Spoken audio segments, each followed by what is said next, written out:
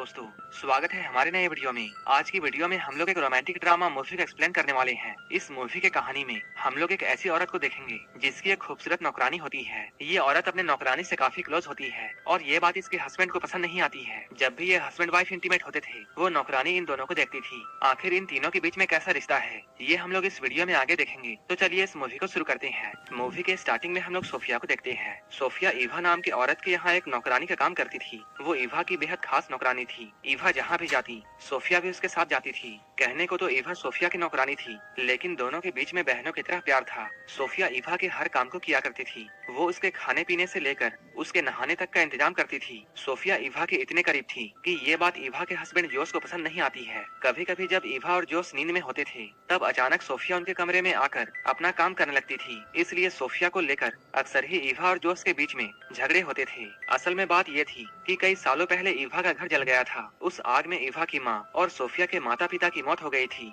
जबकि ईवा और सोफिया किसी तरह बच गए थे। इस हादसे के बाद सोफिया अनाथ हो चुकी थी, इसलिए ईवा के पिता ने सोफिया को गोद ले लिया और यहीं पर से ये दोनों बहनों की तरह रहने लगी। लेकिन सोफिया के माता पिता तो नौकर थे, इसलिए बड़ी होकर सोफिया भी घर के काम काज करने लगी। एक रात ईवा के पिता की तबीयत बहुत खराब हो जाती है और तब उन्होंने सोफिया से एक वादा लिया, चाहे कुछ भी हो जाए वो ईवा का साथ नहीं छोड़ेगी। एक दिन जब ईवा नहाने की तैयारी कर रही थी, तभी सोफिया खास तरह की जड़ी बूटियां लाती है और उसे पानी में डालकर ईवा को नहलाने लगती है। लेकिन जिस तरीके से वो ईवा को छू रही थी, ये देखकर जॉस को काफी बुरा लगता है। जॉस सोफिया से चिढ़ने लगा था, इसलिए वो सोफिया को अब बात बात पर डांटता है। इधर सोफिया अपने आप को खुश रखने की कोशिश करती। वो अपना ध्यान भटकाने के लिए तस्वीरों से भी बातें किया करती थी। ऐसे ही एक रात जब सोफिया अपने कमरे में जा रही थी, तभी उसे ईवा के कमरे से आवाजें सुनाई देती हैं। वो यहाँ पर रुक जाती है। इन आवाजों को सुनकर सोफिया ये समझ जाती है जॉस ईवा के साथ में इंटीमेट हो रहा है। उन दोनों की आती हुई गर्म आवाजों को सुनकर सोफिया के अंदर भी तूफान मच जाता है। इसके बाद वो जल्दी से अपने कमरे में आती है और अपने सारे कपड़े उतारकर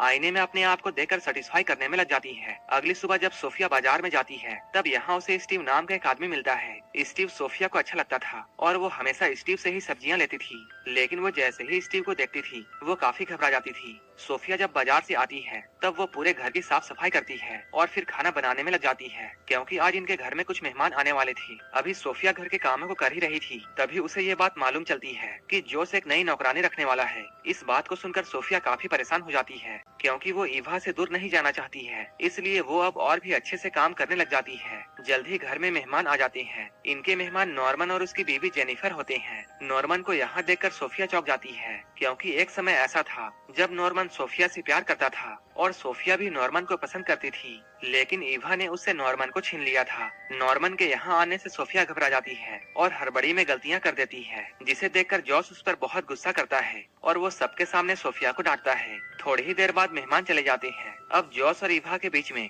हमेशा की तरह झगड़ा शुरू हो जाता है और आज भी इनके झगड़े की वजह सोफिया थी। रात में सोफिया जब अपने कमरे में थी, तभी ईवा उसके पास आती है। ईवा उससे कुछ भी नहीं कहती है, बस चुपचाप उसके पास लेट जाती है। लेकिन सोफिया उसे देखकर ये समझ जाती है कि उसे अब इस घर से जाना होगा। अगले दिन जैसे ही सुबह होती है, सोफिया अपना सामान लेकर जाने लगती है, लेकिन जॉस उसे रोकते हुए ये कहता है, मैं तुम्हें यहाँ से निकालना नहीं चाहता हूँ, मैं तो बस इतना चाहता हूँ कि तुम हर वक्त हमारे साथ मत रहो। जॉस के इशारे को वो समझ जाती है और वापस वो अपने काम में लग जाती है। इसके अगले दिन सोफिया नॉर्मन से मिलने के लिए जाती है। यहाँ ये दोनों बहुत सारी बातें करते हैं। नॉर्मन के पूछने पर सोफिया उससे कहती है, ईवा के पिता ने मुझे बाप का प्यार दिया था, लेकिन वही ईवा ने कई बार मुझे नीचा दिखाने की कोशिश की, क्योंकि वो अपने पिता का प्यार किसी के साथ भी बांटना नहीं चाहती थी। नॉर्मन से बातें करते हुए उसे काफी अच्छा लग रहा था, लेकिन तभी ईवा उसके पास आकर उसे अपने साथ चलने के लिए कहती है। ईवा उसे जॉस की स्टूडियो में लेकर जाती है। यहाँ पर उन्हें एक छुपा हुआ बच्चा मिलता है,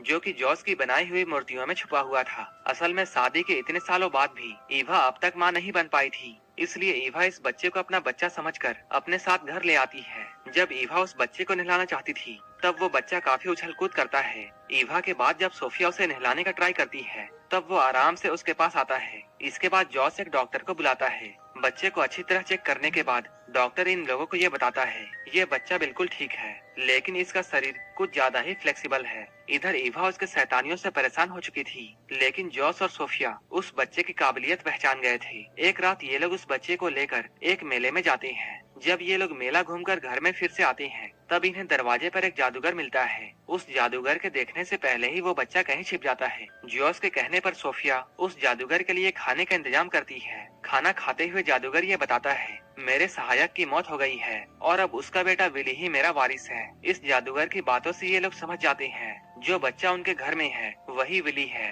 अब जादूगर अपने जादू का कमाल इन सभी को दिखाता है ताकि ये लोग डरकर विली को वापस कर दें। लेकिन जादूगर के लाख कोशिशों के बाद भी ये लोग उसे विली के बारे में कुछ भी नहीं बताते हैं। अब सोफिया विली का ध्यान रखने लगी थी, जिससे ईवा को उससे जलन होने लगती है। सोफिया ये सारी बातें नॉर्मन को बताती है। वो उसे ईवा को माफ करने की सलाह देता है। अब सोफिया फिर से नॉर्मन के करीब आना चाहती थी और इसलिए उसने अब नॉर्मन के घर में आना जाना शुरू कर दिया था। नॉर्मन से मिलकर उसके अंदर भी इंटीमेट होने की इच्छाएं जागने लगी थी। वो हर वक्त बस अपनी प्यास मिटाने के सपने देख रही थी। एक तरफ वो नॉर्मन के करीब आना तो चाहती थी, लेकिन वहीं इधर वो स्टीव के साथ में भी अपना अच्छा समय बिता रही थी। स्टीव से मिलकर जब वो अपने घर में आती है, तब यहाँ पहुंचकर वो एक पुलिस वाले को देखती है। ये पुलिस वाला जॉस का दोस्त होता है। वो यहाँ जॉस से कहता है, जादूगर पर बैंक लूटने का आरोप है और पुलिस को इस बात का शक है कि इस काम में एक दुबले पतले बच्चे ने बैंक लूटने वालों की मदद की है और पुलिस को ऐसा लगता है कि वो बच्चा तुम्हारे घर में है, इसलिए पुलिस तुम्हारे घर में जांच के लिए आ रही है।